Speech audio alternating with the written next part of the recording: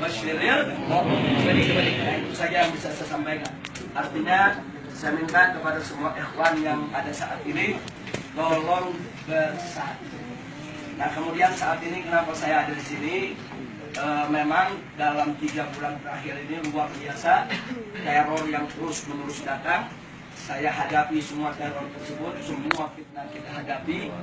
Tapi belakangan teror itu mulai masuk dibidik ke istri, ke anak-anak, ke keluarga. Saya pikir ini permainan menjadi lebih tidak fair lagi. Karena itu saya sebagai kepala keluarga, tentu di samping sebagai seorang dai wajib untuk menjaga umat, sebagai seorang kepala keluarga juga tetap wajib menjaga keluarga. Itu saya diam-diam, saya kumpulkan, saya punya anak, saya punya cucu, saya punya mantu, saya punya mertua, saya kumpulkan semua dan saya ajak umroh. Karena umroh ini adalah jalan keluar yang paling aman. Kita amankan dulu keluar. Jadi kalau keluarga sudah aman, saya bisa berjuang dengan lebih leluasa. Jadi sampai saat ini pun walaupun kita di sini, kita nggak berhenti. Hari ini alhamdulillah kawan-kawan bergerak. Satu alumni Presidium Alumni 212 mendatangi Komnas HAM, meminta Komnas HAM membentuk tim pencari fakta untuk kriminalisasi ulama.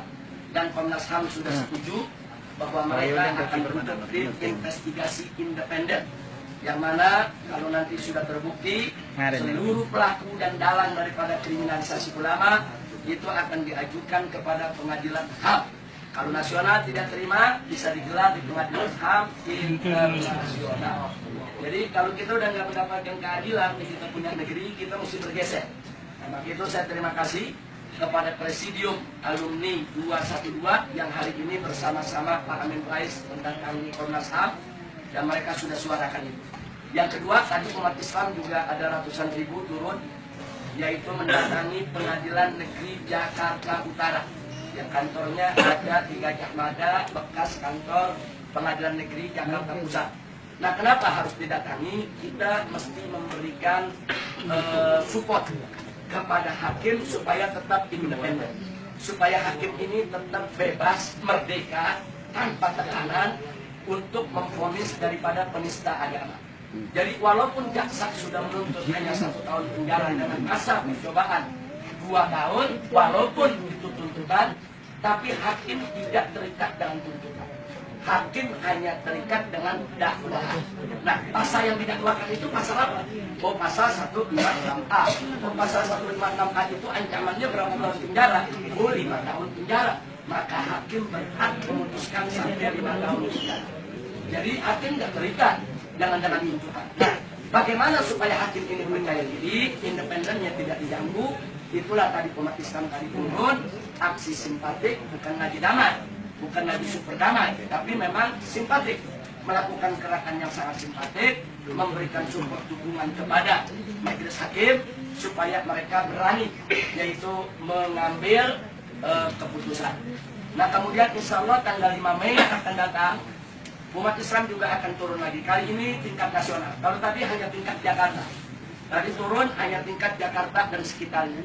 Tanggal 5 Mei tingkat nasional. Artinya umat Islam dari mana-mana, dari Aceh, dari Medan, dari Jawa, Sumatera, Kalimantan, itu semua diundang ke Jakarta untuk sama-sama sholat Jumat di Istiqlal, kemudian long march mendatangi Mahkamah Agung. Loh, kenapa harus ke Mahkamah Agung? Karena Mahkamah Agung ini adalah lembaga tertinggi yudikatif. Pengadilan negeri itu ada di bawah Mahkamah Agung. Sehingga kita mendatangi Mahkamah Agung untuk meminta jaminan dari Mahkamah Agung agar Mahkamah Agung bisa menjaga majelis hakim yang ada di bawahnya untuk tidak diintervensi oleh siapapun. Nah, saya dengar yang terakhir bahwa Ketua Mahkamah Agung sudah membuat satu statement pernyataan bahwa kasus ini akan dibiarkan seperti air mengalir, siapapun tidak boleh melakukan intervensi kepada majelis hakim. Ini satu pernyataan yang perlu kita dukung.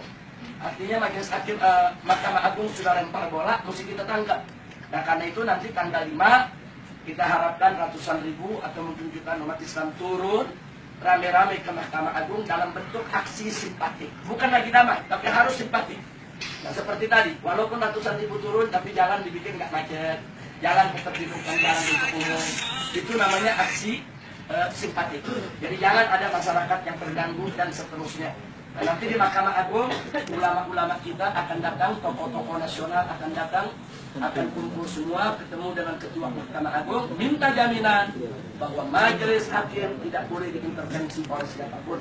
Jadi manakala legislatif sudah tidak berdaya, eksekutif justru melindungi daripada penistaan agama, maka masih ada satu gerbang lagi yang bisa kita harapkan, yaitu gerbang yudikatif. Nah, kalau gerbang ini tidak kita jaga, nah ini bisa bobol lagi, nanti dikuasai oleh mereka. Nah, maka itu saya minta dukungan dari semua yang ada di sini.